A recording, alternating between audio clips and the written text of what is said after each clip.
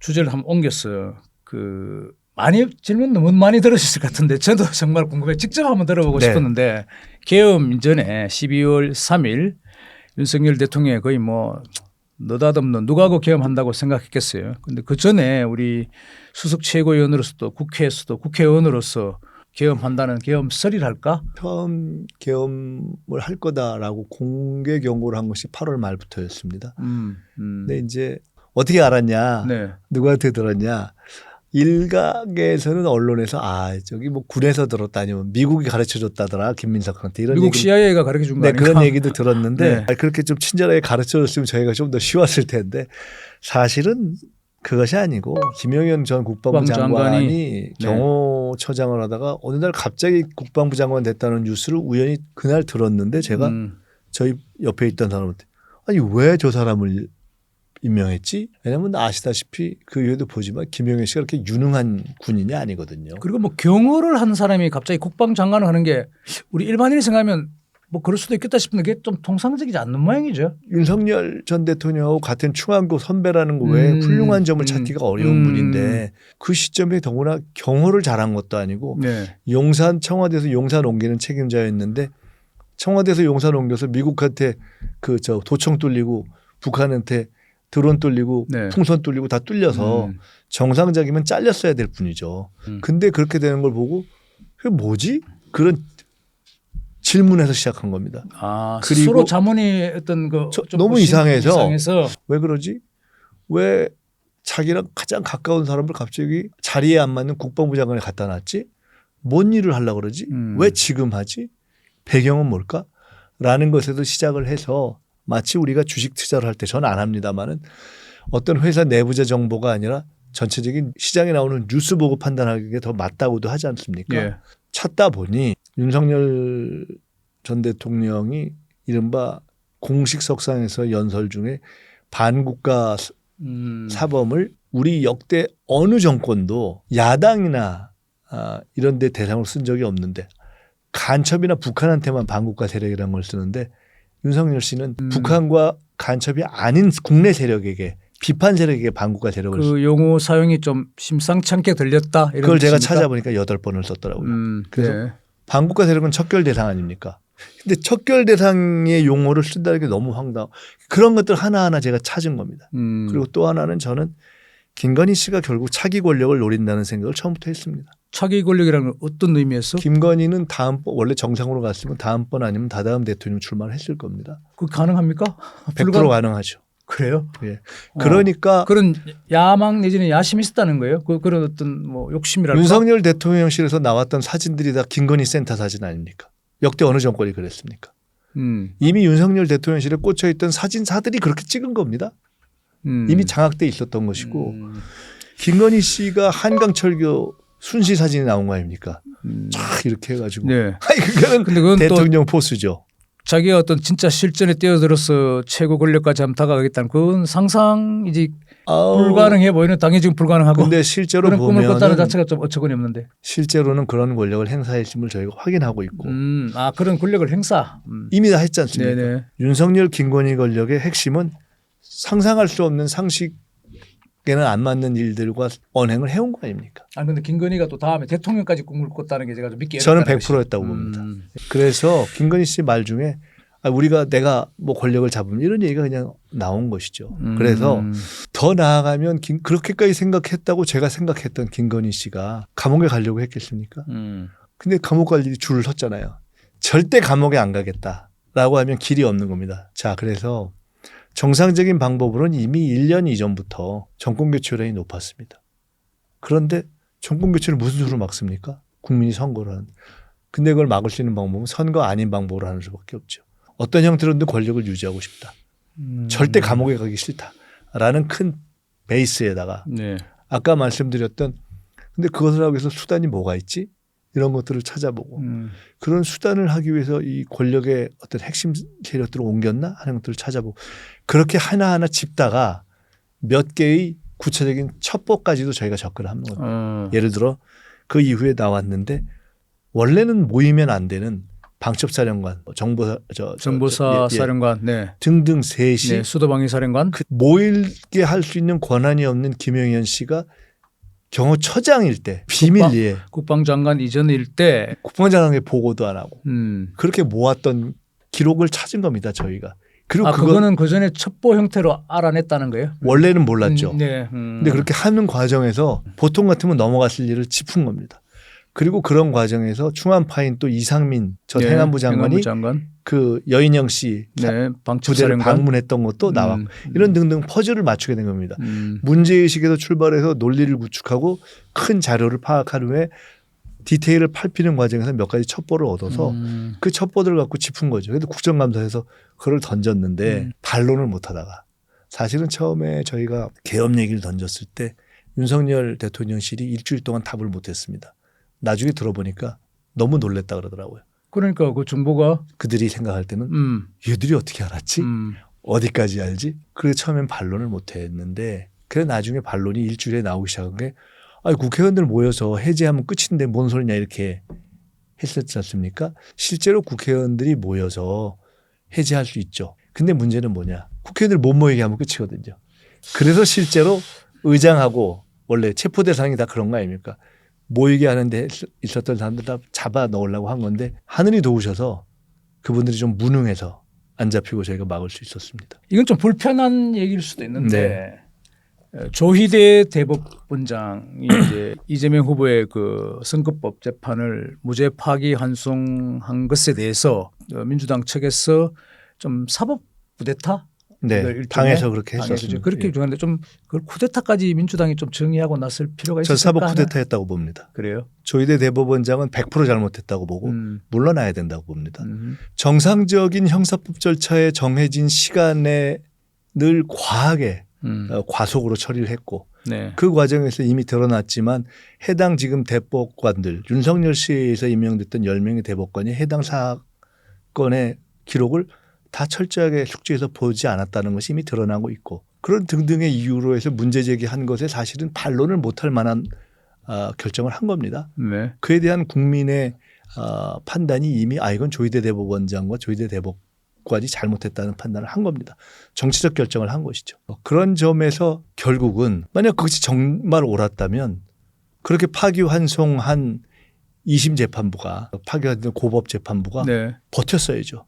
다 손든 거 아닙니까? 이건 잘못됐다고 스스로 판단을 해서 연기한 거 아닙니까? 지금 이게 무슨 위압으로 해결될 수 있는 것이 아니라 다 논리와 논리를 가지고 하는 것인데 네. 저는 그런 점에서 조희대 대법원장은 저는 완벽하게 잘못했다고 보고 저는 개인적으로는 그분은 물러나야 된다고 봅니다. 다만 그분이 또 뭐 다른 대법관들을 다 그렇게까지 뭐 자기가 정치적인 의도를 갖고 뭐 행위를 했다면 다른 대법관도 가만히 있진 않았을 텐데요. 나머지 10분은 윤석열 씨에서 임명된 분들이고 그런 문제에 대해서 결과에 대해서는 별로 신뢰할 만한 설명이 없었다고 보고 당장 우리가 헌법재판소 8대 0을 냈는데 그 8분이 보수 진보 중도가 섞여 있지 네. 않았습니까? 네. 그런데 다 보수 진보 중도 색깔이 다르지만 하나의 결정을 냈지 않습니까? 지금 이번 대법원 판단에 대해서는 강력한 소수 의견이 존재하지 않습니까? 네. 그리고 그에 대해서 설명할 만한 어떤 납득할 만한 설명이 국민을 납득하지 못하고 있기 때문에 일단 그에 대해서는 저는 대법원이라고 해서 다 신성불가침이 아니기 때문에 비판할 수 있다고 보고 저희는 비판한 겁니다. 그 비판한 것이고 다만 그 비판을 한 것에 대해서 이번에 이제 저희가 이런 결정도 했습니다. 그러면 앞으로 이걸 어떻게 개선할 것인가에 대해서 국민들이 여론에도 드러나지만 조희대 대법원장 잘못했다. 그 결정 잘못됐다. 그렇지만 그럼 어떻게 대법원의 결정을 개선, 시정하거나 변화시킬 것인가에 있어서 최근에 논란이 또 됐던 그러면 대법관의 숫자를 확 늘리자. 네. 또는 아예 법원 경험 없는 사람도 넣자. 네, 비법조인을 뭐 대법관에 임명할 수도 있다. 네. 개인적으로 제출됐었는데 네. 그것에 대해서는 국민들이 다 동의하는 것들은 저희 당내에서도 다 통일돼 있지 않습니다. 네. 그래서 어차피 통과시킬 것도 아닌데 후보도 자기는 생각이 다르다고 했고 저도 개인적으로는 생각이 다릅니다. 저는 그거는 조금 무리라고 봅니다. 제가 안 그래도 여쭤보고 싶은데 미리 말씀을 하시네. 네. 저는 조희대 대법원장 잘못됐고 물러나야 될 뿐이라고 보지만 네. 그렇다고 해서 대법관을 또 더 늘려야 된다고 봅니다. 근데 현실적으로 100명으로 늘리는 게 가능하겠느냐. 전 좀 무리라고 보고 네. 그다음에 비법조인도 대법관에 넣는 것이 좋겠느냐. 토론할 수 있는 영역이긴 하지만 현재 실행할 수 있는 영역은 아니라고 봐서 네.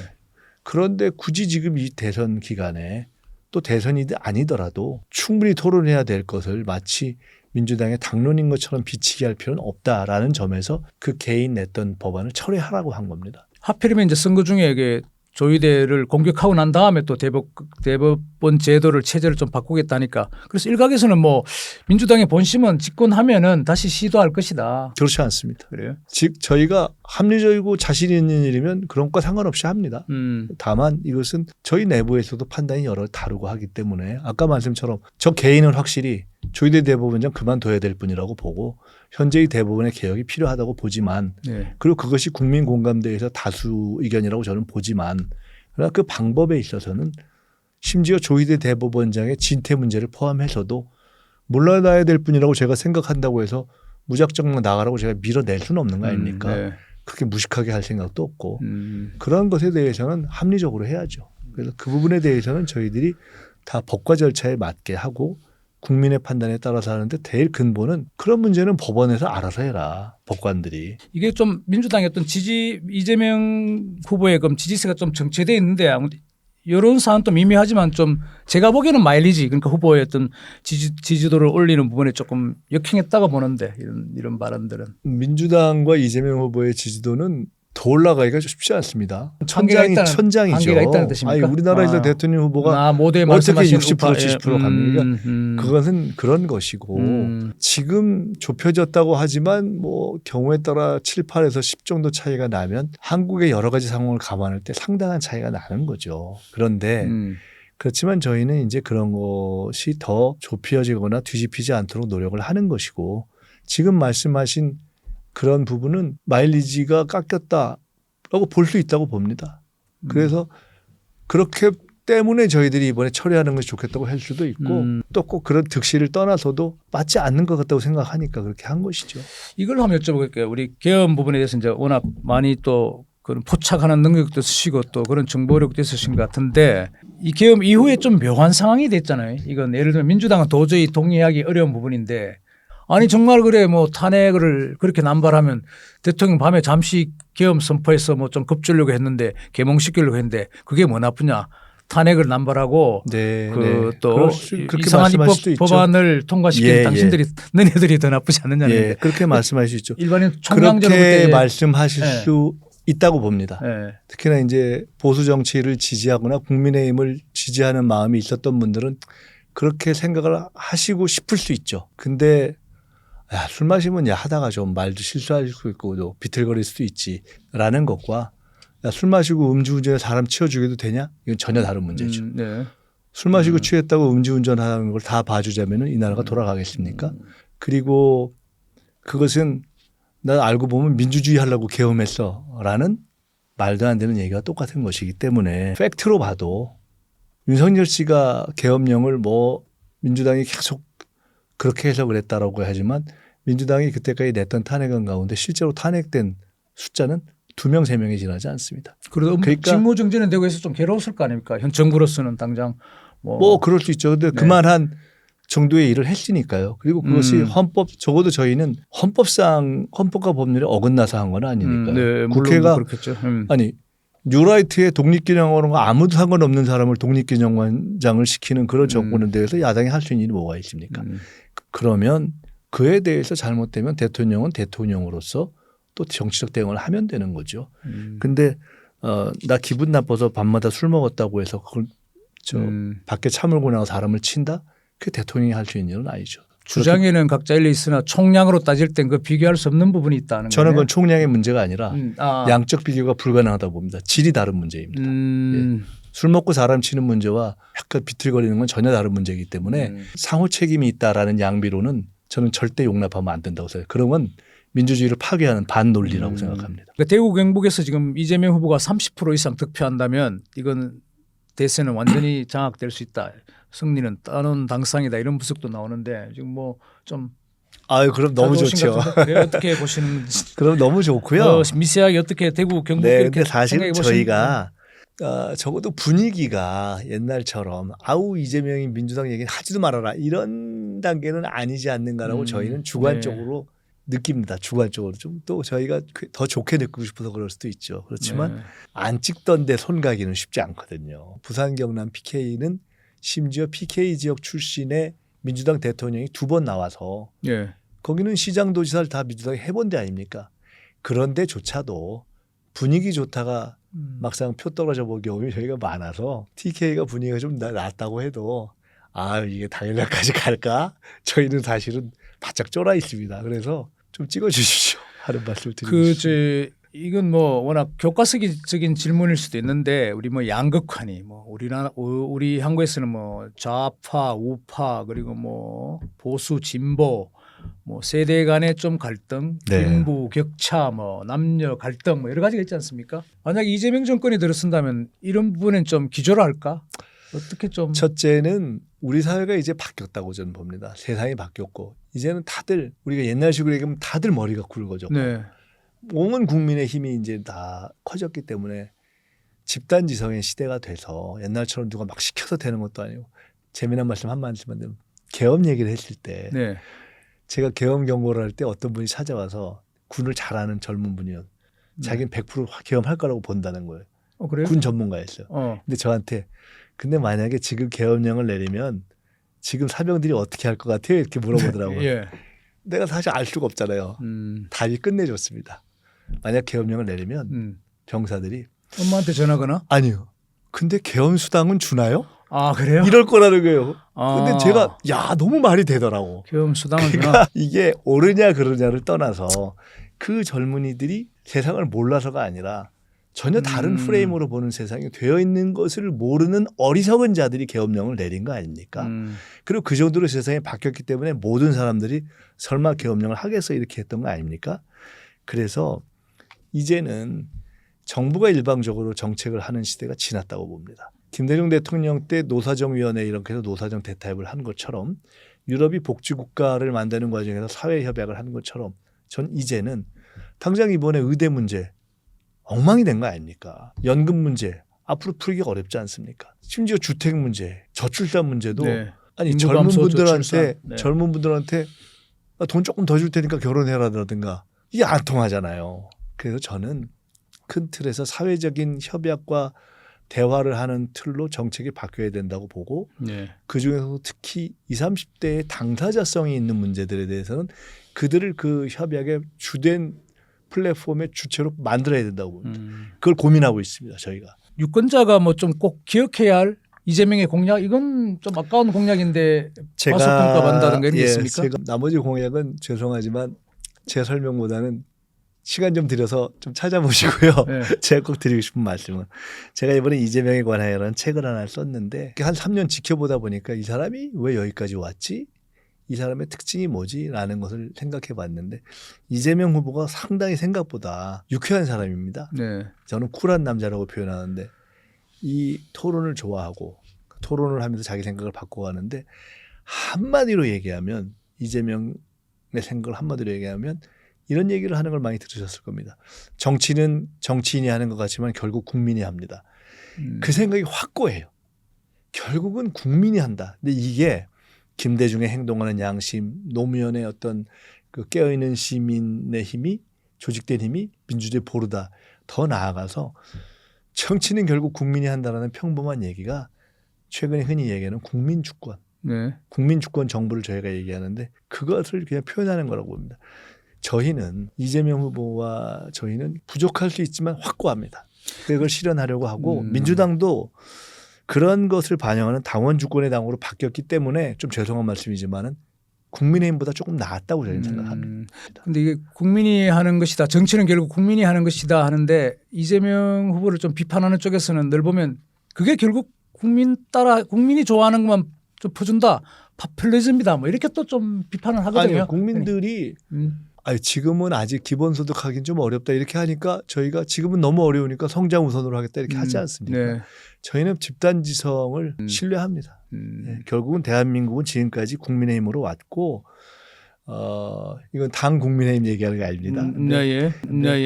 국민적 집단지성으로 왔고 저희는 그걸 신뢰하고 앞으로도 대한민국의 국민이 세계를 선도하는 민주주의의 어떤 주체가 될 것이다 이렇게 믿고 있습니다. 여러분 오늘 그 더불어민주 지금 선거가 막바지 21대 대선이 막바지에 오고 있는데 더불어민주당의 선거를 총괄 지휘하고 계시는 상임 공동선대위원장이신 김민석 당 수석 최고위원을 모시고 선거에 관해서 이런저런 얘기를 들어봤습니다. 다음에는 또 어디 국민의힘 대표하신 분들도 한번 초청하기로 하고 오늘은 이만 마치겠습니다. 고맙습니다. 감사합니다.